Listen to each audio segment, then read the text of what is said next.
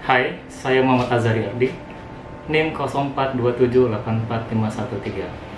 Pada kesempatan kali ini saya akan membahas tentang bagaimana cara menentukan subnetting pada IP kelas C.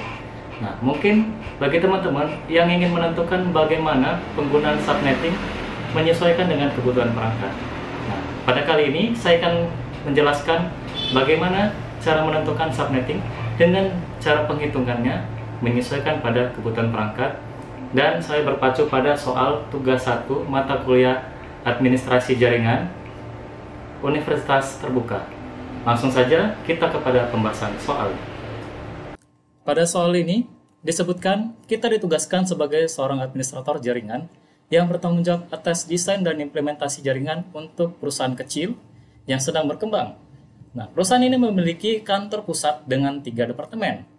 Yang pertama, penjualan, pemasaran, dan TI, dengan memiliki juga kantor cabang kecil di kota lain.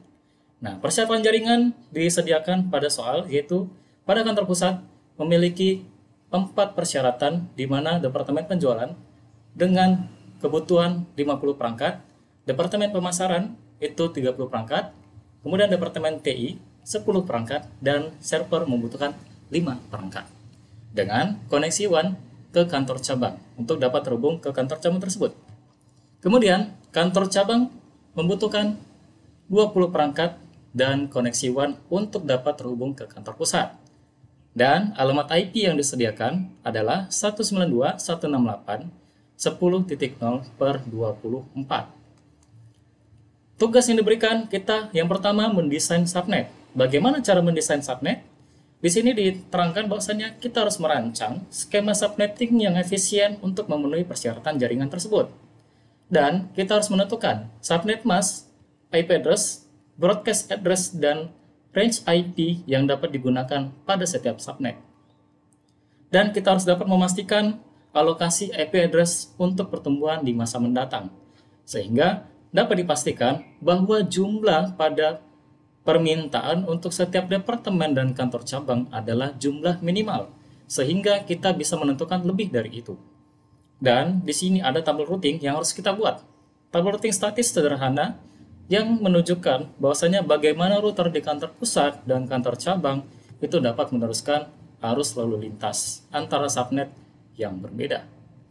Sehingga bisa dapat dilihat pada laporan praktikum ini, seperti yang pada saya jelaskan di sini, terbagi menjadi beberapa divisi yang diantaranya penjualan, pemasaran, TI, server, kantor cabang, dan WAN. Nah, sehingga kita harus menentukan bagaimana alamat IP awal dan akhir beserta kelas subnet yang akan digunakan. Dengan ketentuan kelas C yang dipilih, IP adalah 192.168.0.1. Baiklah, langsung saja kita kepada pembahasannya. Saya sudah membuatkan untuk skema perhitungan bagaimana menentukan subnet. Nah, kita lihat pada kantor pusat, departemen penjualan membutuhkan 50, pemasaran 30, TI 10, server 5, dan WAN 2, dengan kantor cabang 20 perangkat. Kita bisa dapat menggunakan rumus untuk menghitung subnet dengan rumus 2 akar N min 2. Nah, di bawah ini, saya sudah membuat perhitungan sederhana dengan dimulai dari perhitungan 2 akar 4 yang akan menghasilkan angka 16. Jika kita sandingkan dengan rumus 2 akar N min 2, maka menghasilkan host sebanyak 14.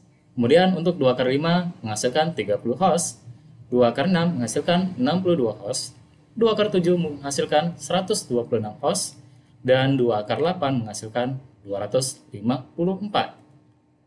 Kembali lagi kepada kebutuhan kantor pusat dengan kebutuhan yaitu 50 perangkat. Sehingga bisa kita pastikan jika kita menggunakan 2 akar 5, maka ini tidak memenuhi kebutuhan minimal.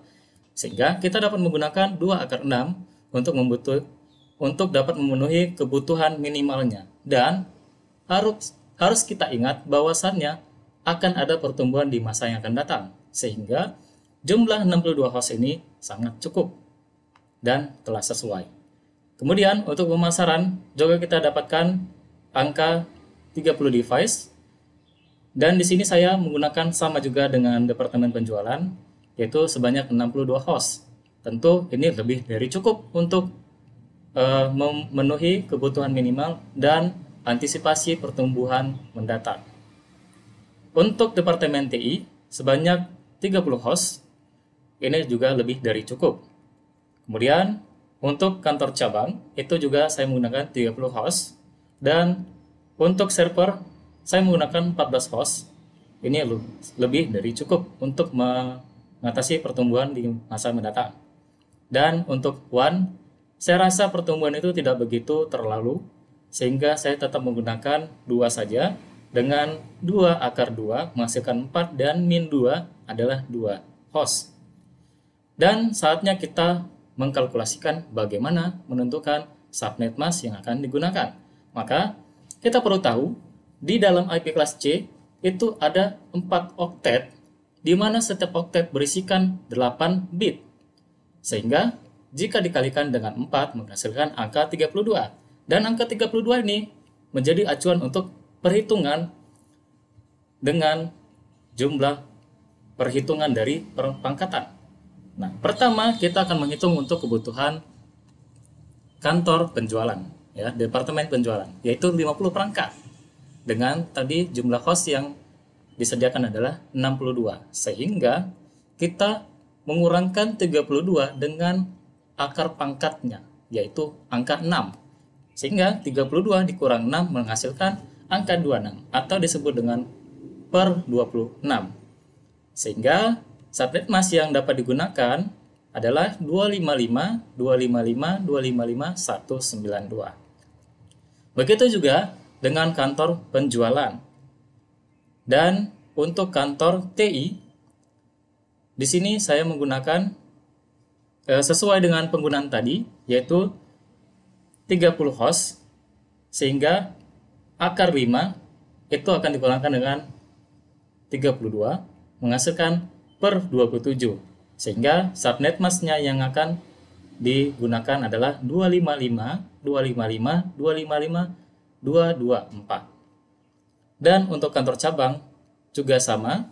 Kemudian untuk server kita menggunakan perpangkatan 4, sehingga 32 min 4 menghasilkan angka per 28.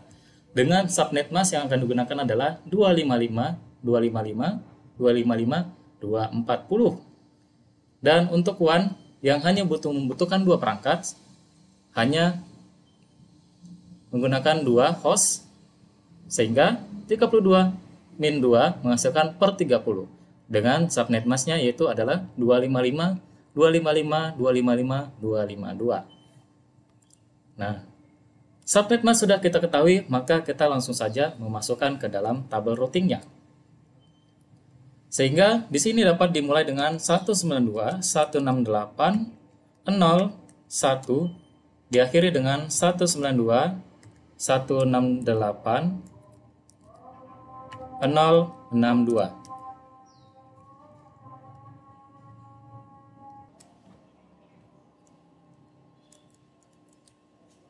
Baiklah.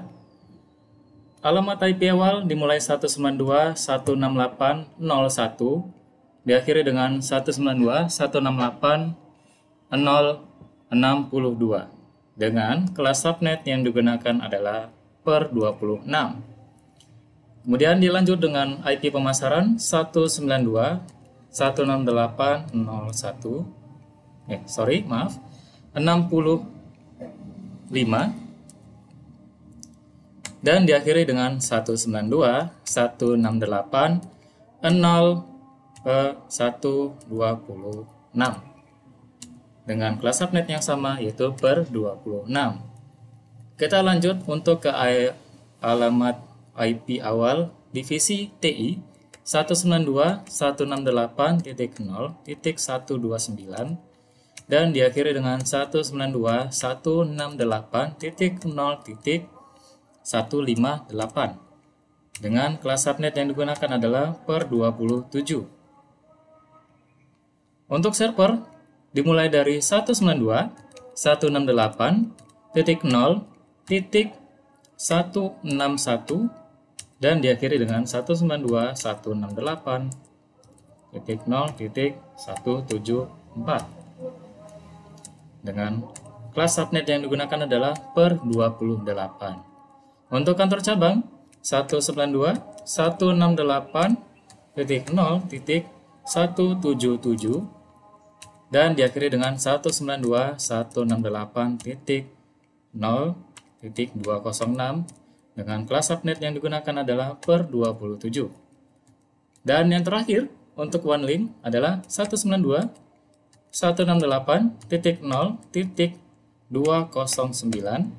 dan diakhiri dengan 192.168.0.210 menggunakan kelas subnet 30. Baik, semua sudah dijawab untuk soal subnetting, tabel subnetting. Dengan beberapa divisi dan jumlah, didapatkan alamat IP awal dan akhir seperti berikut. Demikianlah pembahasan kali ini. Semoga apa yang saya sampaikan bermanfaat bagi teman-teman. Terima kasih. Saya akhiri.